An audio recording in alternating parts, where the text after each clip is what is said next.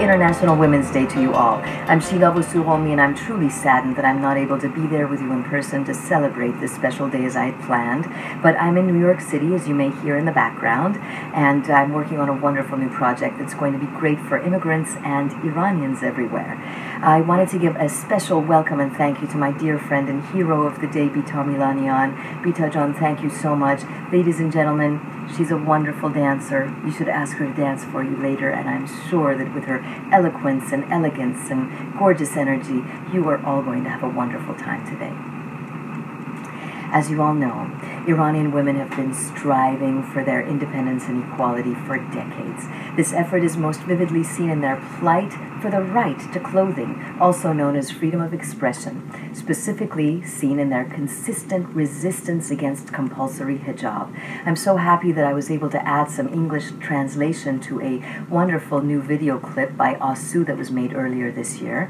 That said, let us all review and acknowledge this vigorous and determined effort by Iranian women. Enjoy.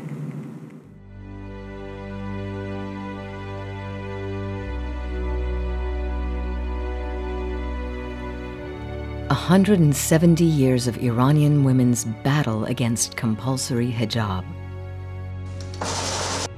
In 1849, for the first time, Tahireh Qurratul Ain, one of the leaders of the Bab movement, took her face cover or rubande off in a public arena. Years later, in 1907, during the Iranian Constitutional Revolution, intellectual and academic women started writing articles against the hijab. Many also took their veils off at private parties. In 1908, a group of unveiled women were gathered to support the Constitutional Revolution. Their slogan was, "Long live the Constitution, long live freedom. We want freedom from religion. We want to live in our own way." Constitutionalists didn't support them and labeled them as prostitutes who want to redirect the constitutional movement with their unreligious actions.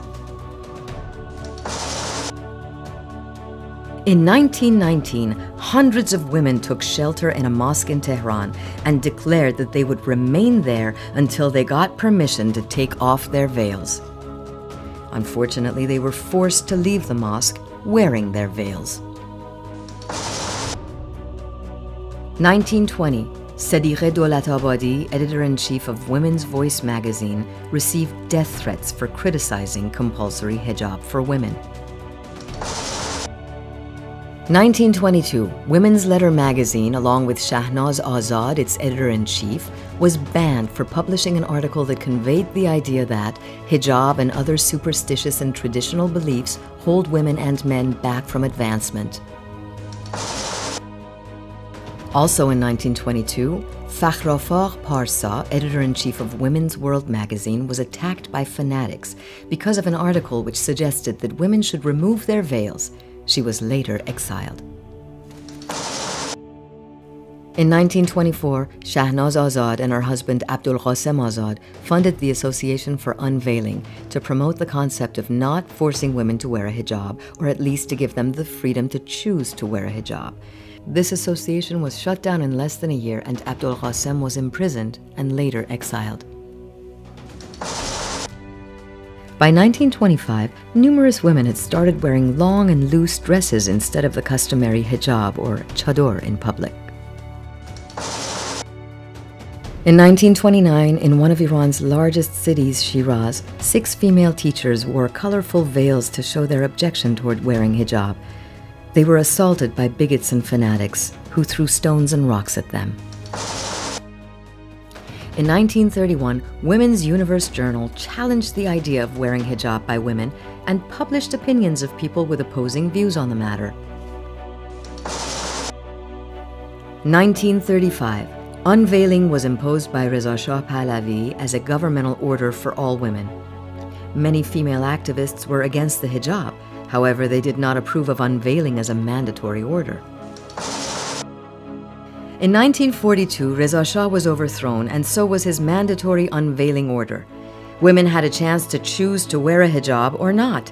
And in the next administration, under Mohammad Reza Shah Pahlavi, women finally gained the freedom to dress as they wished. In 1979, after the Islamic Revolution, Ayatollah Khomeini ordered that women must wear hijab in governmental offices. The edict came within 24 days of his taking position as supreme leader. Women who were against the compulsory hijab rallied for several days, and Khomeini's order was temporarily postponed.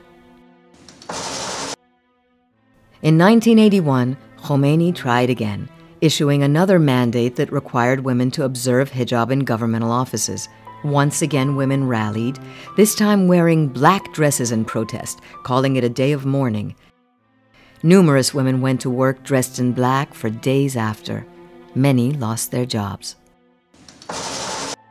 September 5, 1981, the moral police began the systematic surveillance and inspection of women's hijab in public areas. The Islamic Congress passed a law that women must wear hijab in working environments or they would be punished. On February 24, 1994, Homa Darabi, a psychiatrist and member of the Iranian National Party, had a long lecture against compulsory hijab in Tehran. She took her veil off, burnt it, and set herself on fire as well. She passed away shortly after. Since 2015, many other campaigns have begun against compulsory hijab. 2016 saw the start of two campaigns, My Stealthy Freedom and White Wednesdays.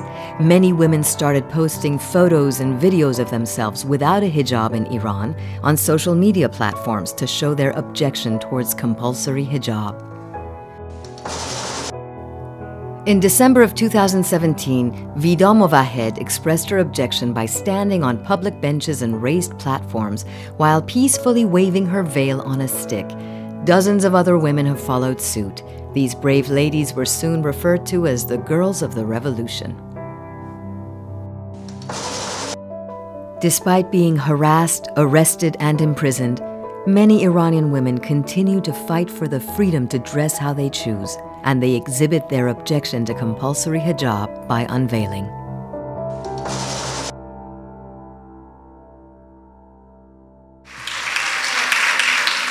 Watching this video reminds me why I left Iran, why my parents decided for us to leave Iran. My mother and her family were nationalists. They did not want to leave the country. On the other hand, my father's side, they had left many years prior.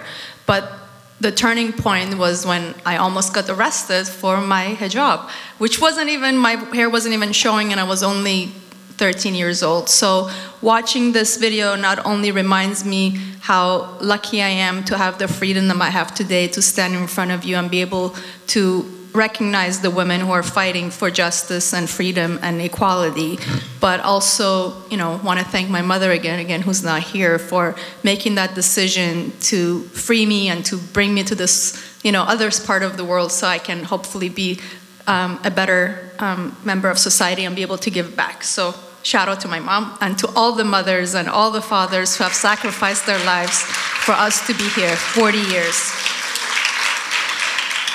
So as we promised, this event will be educational, just like this video we saw. I also mentioned that we're honoring 40 years of resistance of Iranian women. So with that, let's look at another video or two. The first one is 1979, Homa Natiq.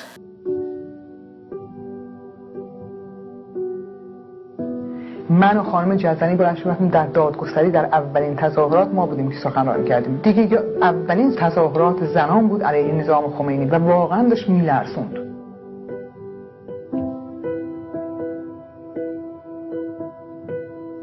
بلند شدم رفتم توی یک سالن ورزشی دانشگاه، گفتم آقا تظاهرات دیگه نکنیم. الان وقت تظاهرات نیست. یعنی چی؟ یعنی وحدت کلمه که خمینی میگه دیگه. به تظاهرات زنان من برهم زدم.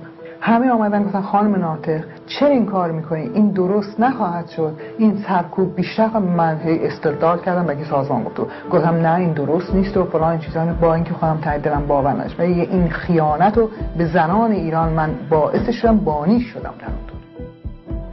رفته بودم اونجا، حیوانی ها اصلا شعار نداشتم بدم، برای اینکه همش منتظر این بودن که الان فدایی ها میان، الان مجاهدین میان، الان این نیروهای رزمنده میان. به اینها شعار میدن، اینا رو حمایت میکنن. هی این روسریاشون این بالای سرشون میچرخوندن به این امید که الان خلاصه از غیب برون آید و کاری بکند و اینا. هیچ کس نرفت، هیچ کس از این نیروها نرفتن. توی روزنامه کار زنان نوشتن که اینا همه طرفداران بختیار بودن که رفتن، اینا ضد انقلابی هن، اینا لیبرالن، حجاب در این جامعه مطرح نیست، مهم نیست. منم پا به پا که آقا مهم نیست، پتو سرمون میکنه اصلا قرار بشه آزاد. اصلا بدون اینکه فکر کنم که اون کسی که به من میگه چگونه بپوش همان خواهد بود که من میگه چگونه بیاندیش.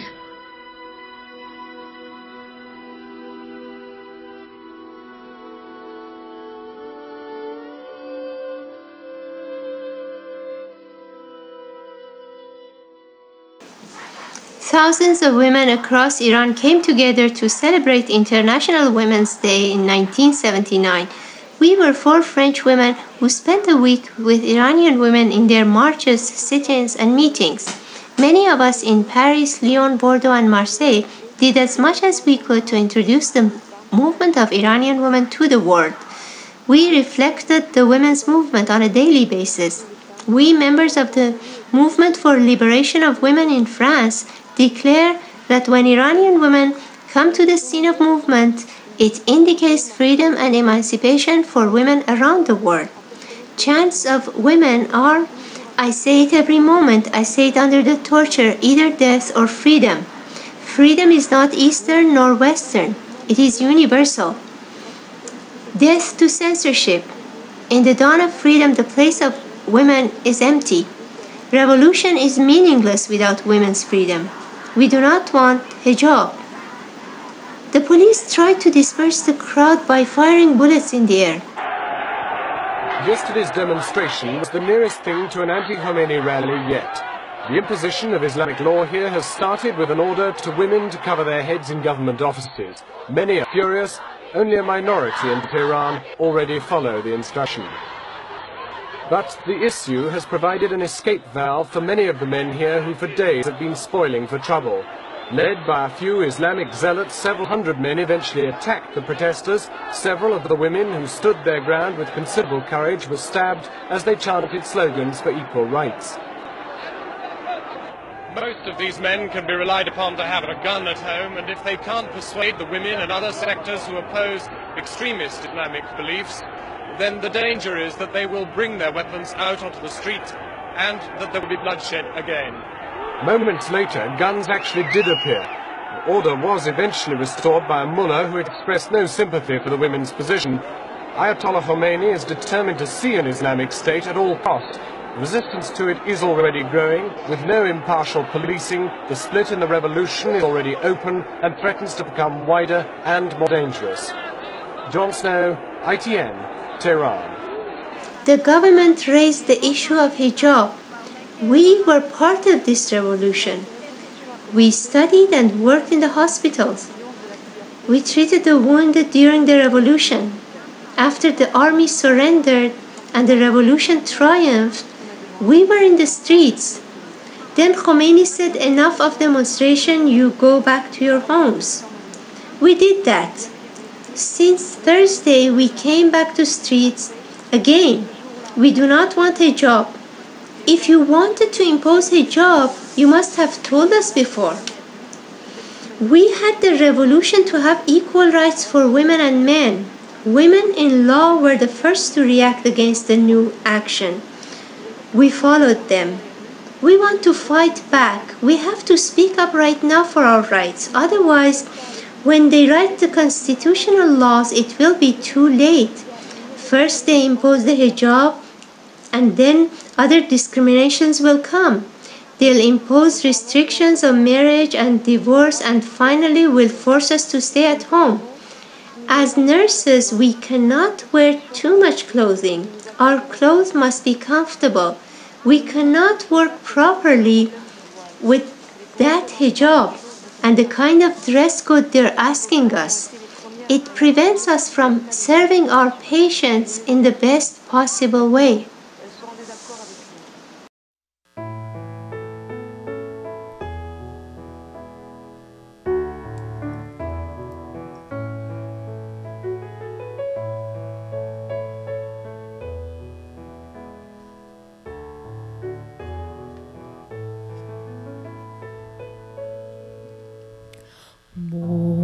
سحر ناله سر کن، داغ مرا تازه تر کن، زاه شرر بار این قفس را، برشکن آذیر روزه بر کن، بلبل پربسته ز کنج قفس درآ، نغمه آزادی نوع بشر سرا، و از نفسی عرصه این خاک تو درا پر شرر کن.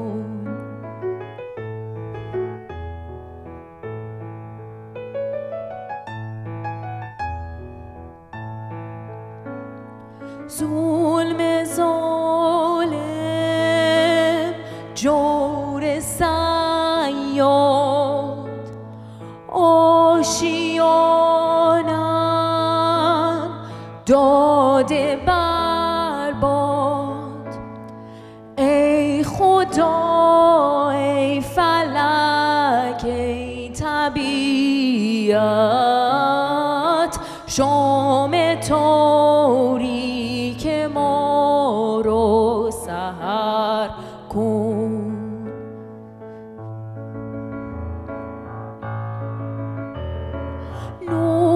نوبهار است گل به بار است، ابر چشمم ژاله بار است، این قفس چون دلم تنگ و تار است، شعله فکن در قفس آه آتشین، دست طبیعت گل عمر مرا مچین، جانب عاشق نگه تازه گل از این بیشتر کن، بیشتر کن،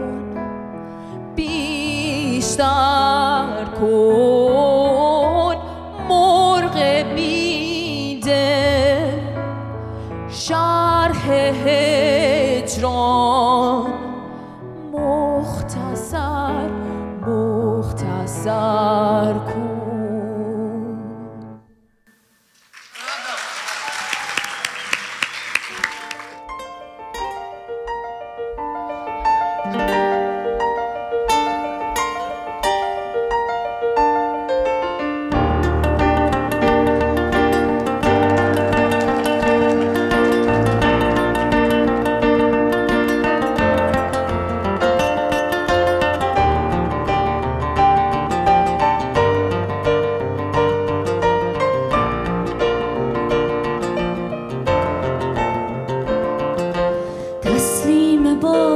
رفتن ناموس باغ‌ها، آواز دست جمعی و شاد کلاغ‌ها، جنگل به خون نشست، درختان تبر شدن و بار میبرند کماکان الاغ‌ها. لعنت به ساده لوحیت و آن دل خرد، وحدت زده شکسته در این شهر باورد، به دست دوست یا که به آغوش امن عشق این بار اعتماد کنی، خاک بر سرت از یاد میبرد، مرا دیگری کند، از دستمال گریه من روسری کند، در کل شهر